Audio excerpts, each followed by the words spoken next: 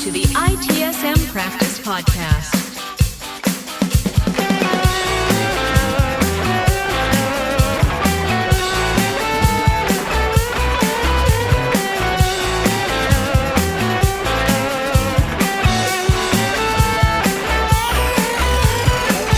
Welcome to Season 3 of the ITSM Practice Podcast. I'm Luigi Ferri.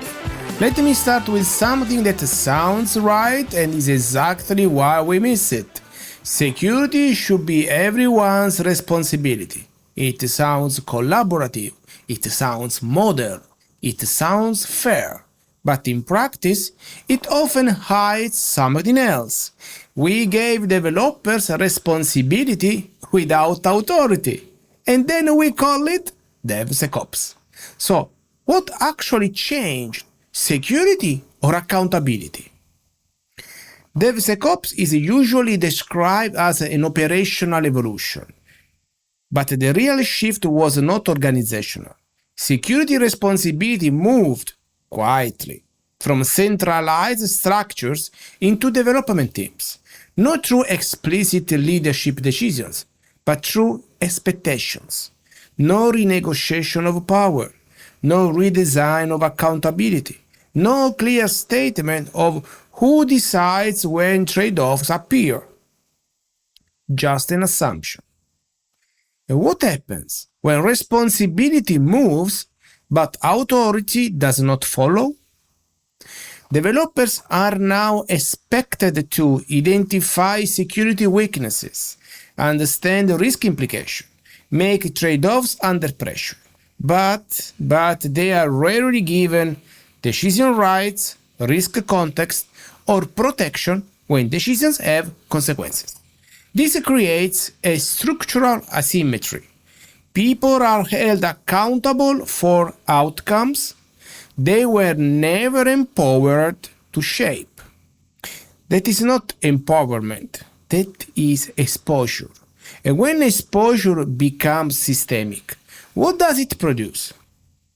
Burnout is often framed as a personal issue. It is not. Burnout is what happens when invisible expectations replace explicit governance. Developers hear, security is part of your job now. You should know what to do. The process is there to support you. But no one answers the essential question. Who owns the risk when there is no good option? Silence at that level is abdication. So, how did the training become the preferred response to this silence? Just-in-time training sounds rational, but in practice, it does something else. It acts only after responsibility is handed over. It reacts to problems that the governance should have prevented. It treats knowledge as a substitute for authority. Training does not grant permission. It does not protect decision makers. It does not resolve conflicting priorities. Training without enablement is displacement.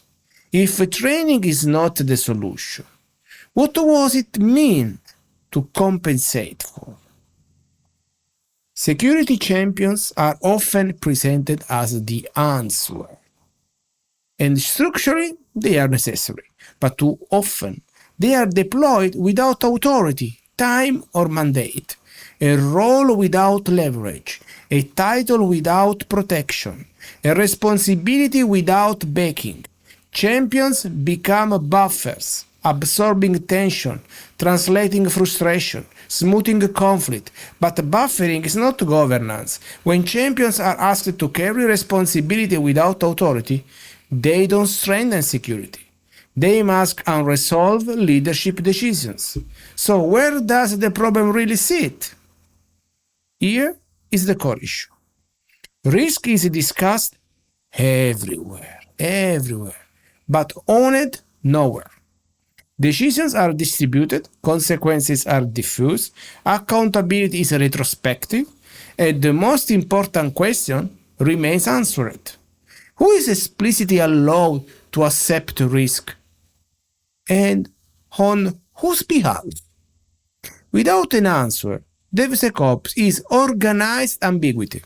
So, what must leadership confront directly? Take 1 minute later today and do this. Write down one recurring security decision in your organization.